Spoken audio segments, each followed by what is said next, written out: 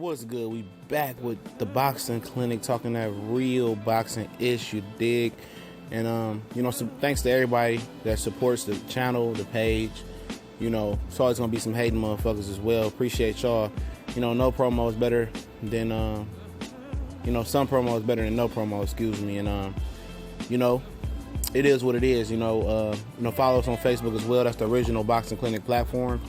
I might create a website. I did it before for another boxing group. I might do it again. Get some people to ride on it. Start traveling to more fights, hopefully. In the next couple, years. I did the Danny Jacobs Triple G thing. I could do it more often if I wanted to, because I have some flight benefits. But check it out. But today I just see a lot of people, blatantly hating on PBC. For what, 3 years now? They were saying, "Oh, PBC broke. They broke.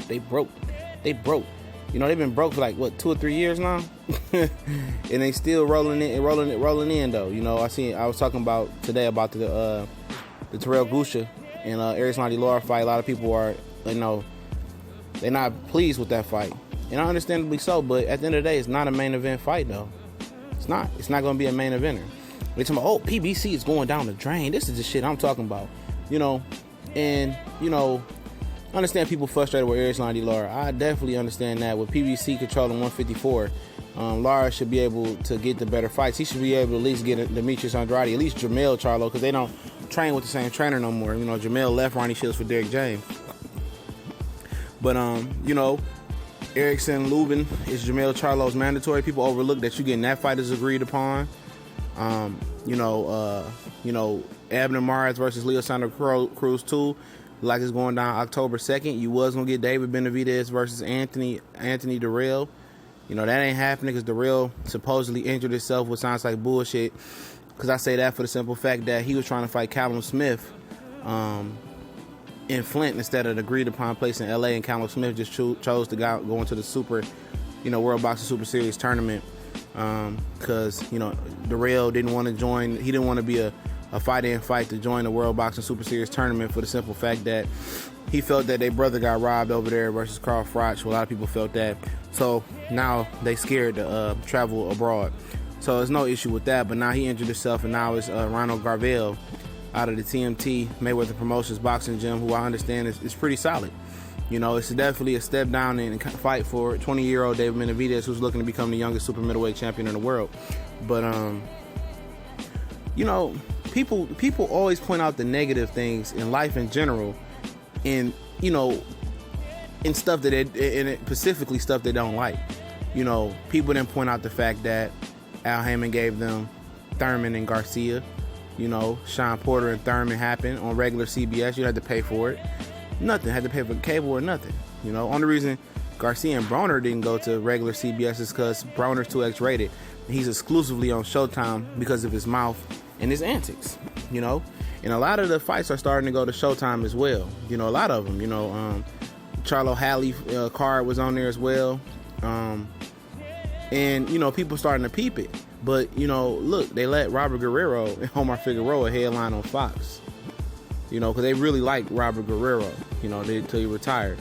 So it's a lot of more stuff going to come. Now Sean Porter versus Thomas Delorme is going to be on Fox. So, he's being more judicious with his fight days. And he's being more, cognitive of what fights, need to be on regular TV. At first, Al Haymon was just throwing out a lot of bullshit. And once something started to get going, that's how it is. You're not going to get the best product off rip. And that's understandably so. And there's a lot of his fighters got complacent with as far as fighting subpar competition, because when a lot of his fighters still was with Golden Boy, they was running out those contracts and still playing top dollar because it wasn't their money. Richard Schaefer was running out that cash. And that's one of the reasons why Oscar's suing him now and lost his lawsuit with Al Haymon, and now suing, appealing the lawsuit with Al Haymon. But people, the same people in the same breath tend to forget that Top Rank is is putting on continuous bullshit fights, and they're in the same stage that PBC was in the beginning, but they don't have the roster, or they don't have a platform that PBC had. PBC had ESPN, but they didn't do shit with it. And even though they lost Spike and they were supposed to negotiate a new deal with Spike, it never happened. But Top Rank is pissing away boxing on ESPN, and thus why if it was a main fight like Pacquiao and Horn fell on the Hall of Fame speech in the NFL, the Hall of Fame speech would have took a back page to that, possibly. But you know, people turn, you know, you getting Crawford and Dongo that can be legitimately a mismatch, you know, and a lot of fans don't know no better. You know, it's a lineal undisputed fight, and when you see lineal undisputed fights, the last one was Jermaine Taylor versus Bernard Hopkins, the first fight. The second fight wasn't for the undisputed because IBF went on the line for whatever reason. You know how they is, for whatever reason it was. And they, you know, if they promote this fight, right? Haven't been watching ESPN, been doing a lot of working and not watching TV. Watching my Android box and catching up on some movies. Actually about to watch The Departed. I've never seen that. Heard it's a great movie. But, you know, I haven't seen if they were doing a lot of promotion for Crawford and Dongo. I understand they both getting seven figures for the fight. So ESPN is obviously willing to dish out the cash. But once the ratings are in there, you know, it's going to be an issue. Pacquiao, you know, set the standard pretty high for ESPN top-ranked boxing because it's Pacquiao. And it was a controversy, and they kind of rolled, you know, like I said, some promos better than no promo. A lot of people was talking about it, and they got boxing in the, you know, front page again for all the wrong reasons, because people felt like, you know, Horn got a robbery. But, you know, since then, you know, you got Lomachenko, Moraga. That was a dud. It did under $1 million on basic cable, free ESPN, you know, basic cable, you know, regular ESPN. And Crawford and Dongo, if they promote it right and tell us they're undisputed, and it's a blowout, or it's not interesting fight, it's boring, which I don't think it will be. It's gonna turn off a lot of fans as well, but you know, but like I think Bob Arum's smart enough to know he's on a trial run. He got 18 fight dates from here to the end of the year, I believe, and you know he's turning it up though. You know, he giving you, you know, Ndongo, Crawford, Jesse Hart, Gilberto Ramirez, another world championship fight. Felix Verdejo gonna be on that card. So it's gonna be interesting to see. But the difference is between, you know, PBC and Top Rank is the fact that Al Haymon is a manager and he has a larger roster at his disposal. And the thing about PBC is, you know, the undercards in the beginning was way better than the main event, and that started to become an issue. But like I said, a lot of guys in the same breath, you know, will criticize Al Haymon. Oh, he going broke. Oh, Lara, you know, Gusha, you know, that's a terrible fight. I don't even know who Gusha is. How you know if it's a terrible fight if you've never seen Terrell Gusha fight? You know, people kill me. You know, oh, Jeff Horn sucked. You know, you never seen Jeff Horn fight, though. He's a virtual unknown, you know. He don't fight, you know, nobody, you know, everybody has a knee-jerk reaction. And then when it's in the upset, you know, people look all crazy and shit. Now they want to overrate the fighter that upset the fighter that's supposed to be the favorite, you know. You got to look at that type of shit, man. You know, you got to watch the fighters before you speak, you know. And, you know, it's only so long the Top Rank keep this in-house bullshit going on, man. And it was only so long where PBC could start putting together, you know, stop putting together bullshit fights. And now you're getting, you know, good, you know, fights on regular TV with PBC and getting good fights on Showtime.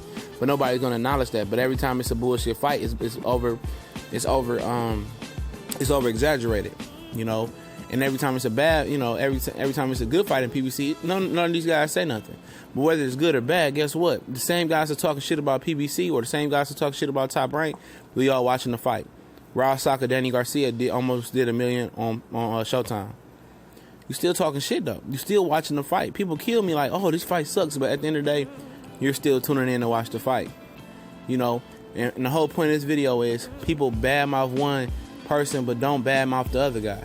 You know, nobody's held accountable. Nobody has hold the other one accountable. You know, either it's pro Top Rank or pro PBC. Let's just be pro boxing to get the best boxing out here. This your boy.